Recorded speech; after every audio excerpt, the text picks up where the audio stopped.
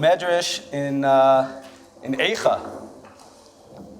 discusses, and if you want to look this up, it took me a little while to find. So it's in Parsha Beis, Os Yadalit, 2:14. The Medrash tells a story of Nebuchadnezzar, who was obviously the king.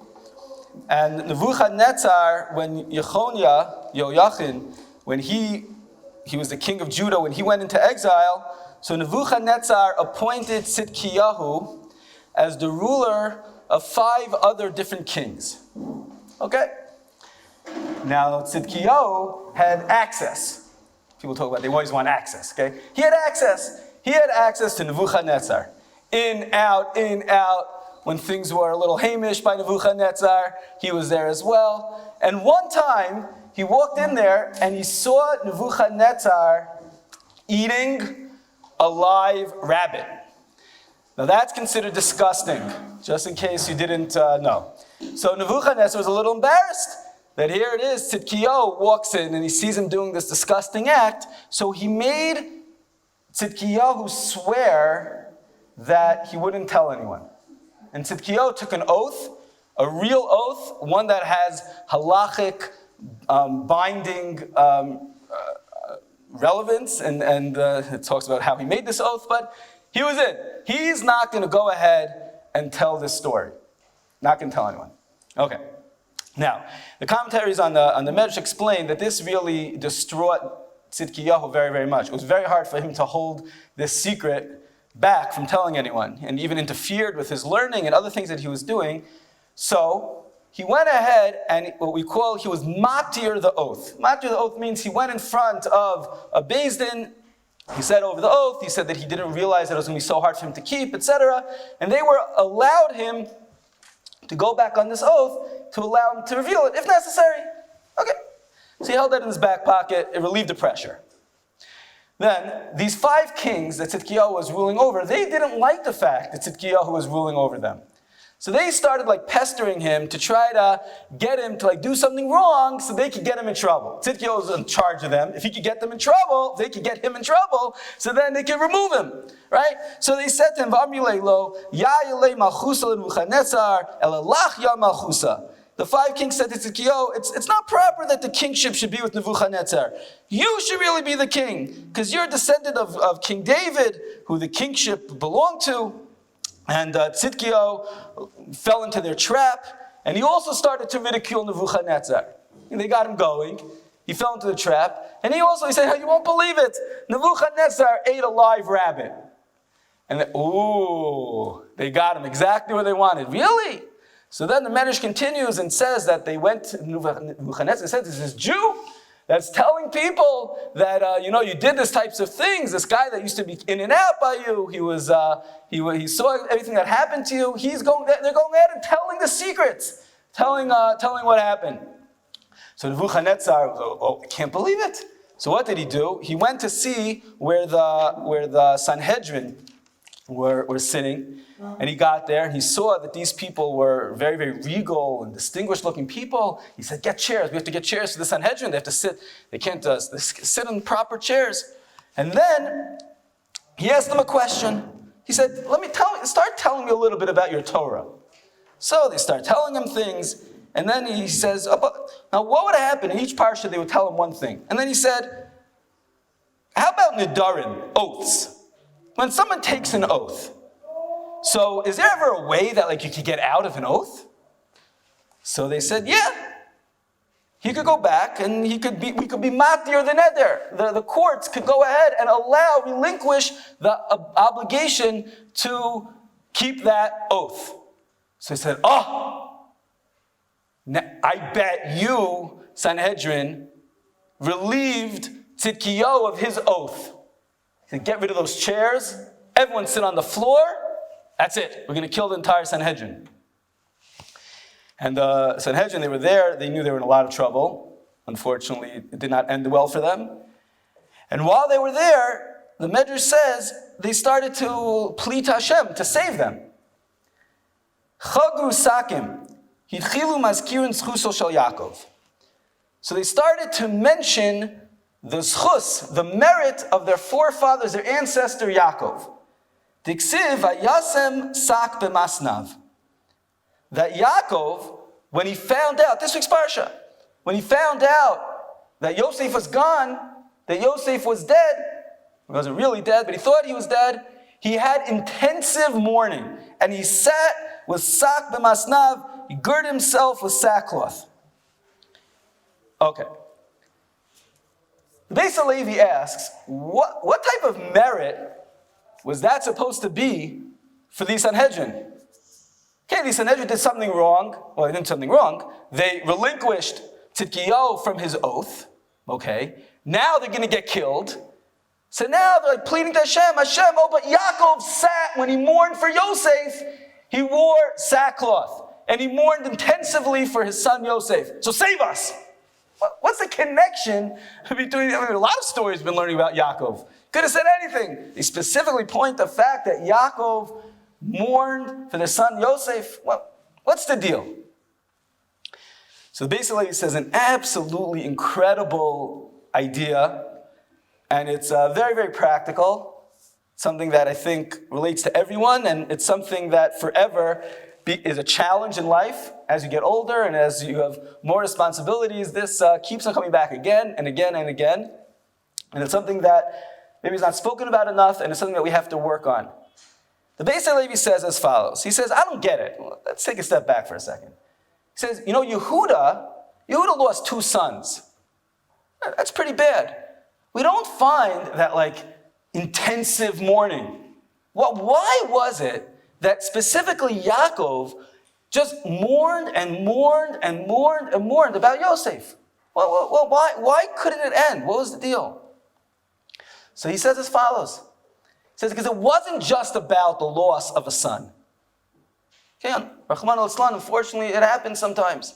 And there's mourning, and then hopefully, you never forget, but hopefully you're able to be comforted at some level. But Yaakov was mourning something else. And that is that his whole existence, his whole goal in life was to build 12 Shvatim.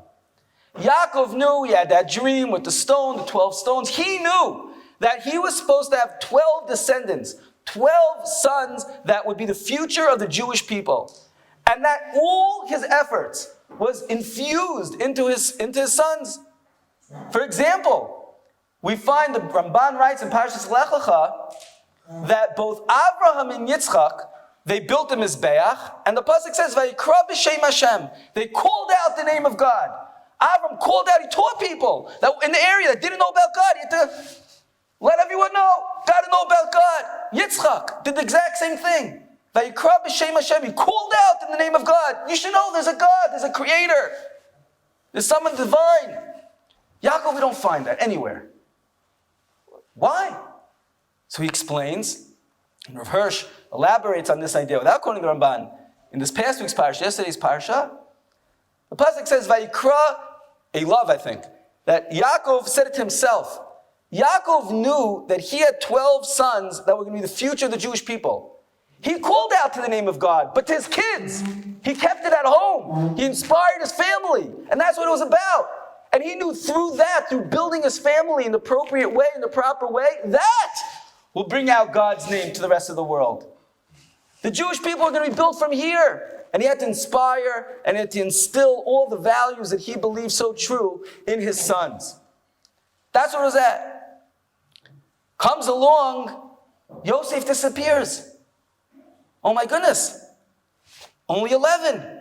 It wasn't, yeah, I'm sad about Yosef himself, but I'm even more sad about what's going to be with the Jewish people. What's going to be with the destiny? There was supposed to be 12, and now it's not 12.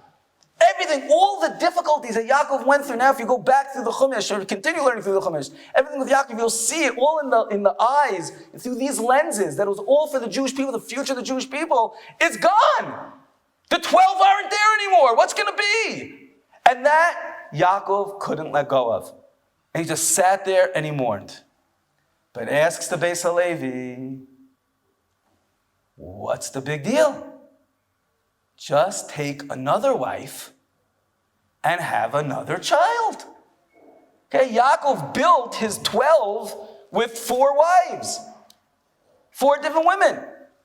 So why couldn't Yaakov just go ahead and take another wife? If it was so important to have 12, he knew that through his divine message, through his nevuah, he knew this way it had to be. Okay? Unfortunately, one is gone. Go ahead and take another wife. Says the Beis Halevi, Yaakov couldn't do it. Why? This is mind-boggling. Because Yaakov took an oath to evil trickster Lavan. And he said, Lavan said, Im tikach nashim al benosai. Lavan made him take an oath, Perek Lamed Aleph, Pasuk Nun, 3150, that he will not take another wife. As long as Rachel and Leah were still alive, he couldn't take another wife. So he couldn't do it. He took an oath to Lavan. Lavan was a lowlife. His word is a word. Okay, but why not go ahead and undo your oath? It's such a thing. It's a real thing. We do it before Rosh Hashanah, before Yom Kippur, right? We do a Tarat Nidarim, right? We get rid of our oaths. We do it. Someone had a good custom that he took on. He realized he couldn't do it anymore. You get 3 people together. You undo your oath. It's legit. It's legit. So why didn't Yaakov just do that? Just undo it. It's true that you made this oath to Lavan. Besides the fact that he's a lowlife. Okay, I got it. You want to keep your oath. But you could undo your oath in a halachic, appropriate manner. So go for it. But Yaakov said no. Because that's going to cause a chilul Hashem. Even though it's legitimate, and even though it's halachically okay, that is going to cause a disgrace of God's name if I go ahead and I undo this. And there's obviously something very sensitive, and a person always has to know when it's appropriate and when it's inappropriate to go ahead and undo your oath. But Yaakov said, I'm not doing it. That was pretty big. He mourned for a long time. He could have easily gotten out of this thing. Comes along the Sanhedrin many generations later, and they relieved Tzidkiyahu from his oath. They did it. Again, totally halachic. They followed the black and white Shulchan Aruch when they did it. And now they're in a lot of trouble. They're getting punished. Because that caused a tremendous chilul Hashem, a disgrace of God's name. Nebuchadnezzar got really upset. And Nebuchadnezzar was about to wipe them all out. And they said, Hashem, please save us in the merit of Yaakov, who didn't do this. He held back. He didn't get rid of his oath. He kept to his word. So what do we see from here? Okay, it didn't work out for the Sanhedrin. But what do we see from here? This is very touching. A man's word is a man's word. We have to realize that when we say something, we're going to do something, you have to keep to it. That's it. Doesn't matter. You commit to something, you say you're going to be somewhere, you say you're going to go somewhere for Shabbos, you say you're going to go to a friend's house, you say that you're going to come to a shiur, you say that you're going to show up to your seder, whatever it is. You show up. Oh, but you have a cold. It's okay. You could go with a cold. It's okay. People have had colds before. Before Corona was a common thing. Now all of a sudden you have a cold, you can't go anywhere. Okay? Things happen. Okay, you have to be sensitive, you have to ask, but a word is a word. A person's word is very, very serious. Oh, you could get out of it. There are ways of undoing it, and you could be a perfect halachic Jew by getting out of your word. But we learn from here that's still inappropriate. It's still not the right thing. And we have to realize this is true with raising children. It's a big deal.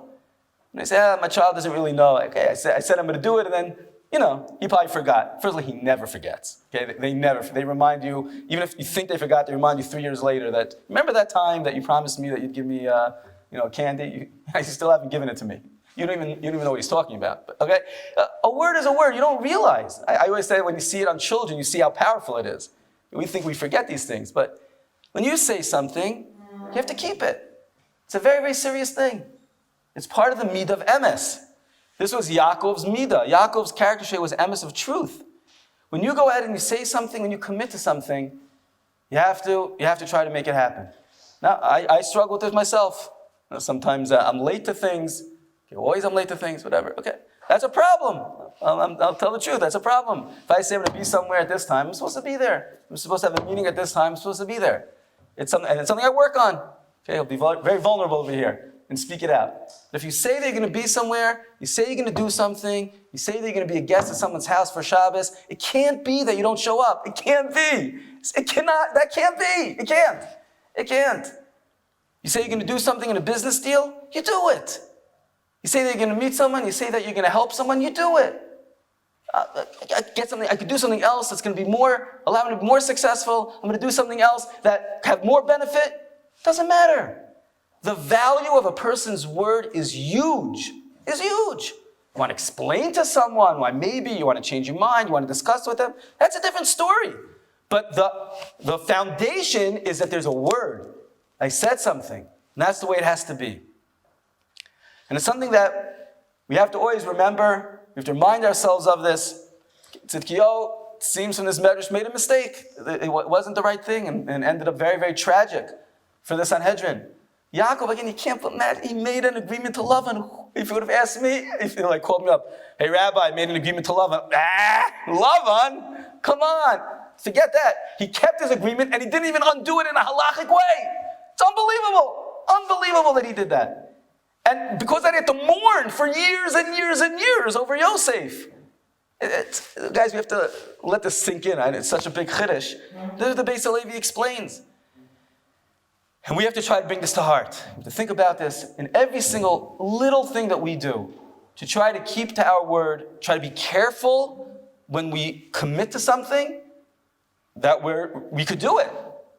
Don't say it if you can't do it. So it's two steps. It's before you even say the word, and then once you say it, you got to stick to it. And the Be'ezus Hashem, the Rishonim, very, very, very early Rishonim, speak about why hasn't the Geula come? Where's it been? What's happening? So they say because of the midah of emes, the midah of being truth. They say what's going to happen? Hashem's going to redeem the Jewish people, and then the other nations are going to see, look, they're redeemed. Those people? Oh man, they're sly in business. Those people, they do this, they do that. Hashem doesn't want that to happen. Hashem can't put us on the pedestal, can't bring us and redeem us, and then everyone say, that's Hashem's nation? They're nothing. They lie. So it's because of the midah of emes, because we're not truthful enough. That's holding back the geula. It's holding back the redemption. So Bezrat Hashem, if we could become more cognizant of this, more sensitive to this idea, careful in what we commit to, and then once we commit, to make sure that we hold it through all the way to the end. Hopefully we'll be able to be those vehicles of bringing the Mashiach Meher V'Yameinu. Shavua Tov.